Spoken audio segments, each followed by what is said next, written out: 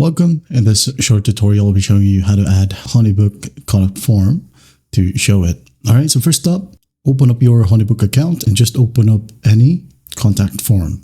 Okay, once you're happy with your form, go ahead and tap on publish right here at the top. And then once done, you'll have the option to select embed code. Now, once you have the embed code available, you can now go ahead and click on copy code. And then once done, go back to Showit. And here, let's just go ahead and create a page or a blank canvas right here. And then rename the canvas if you want to. HoneyBook form, like so, and hit on save. Okay.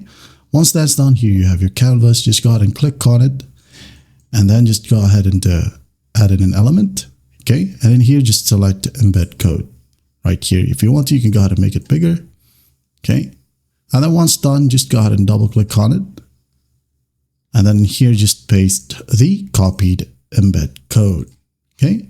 Once that's done, don't forget to hit on save. And once you hit on save, your exact form will be shown in here. And that is it. And don't forget the mobile view as well, adjust it. And if you want to, you can go ahead and change the size and positions, the animations and effects, however you want. All right. Well, I hope this video helps, and I'll see you in the next one.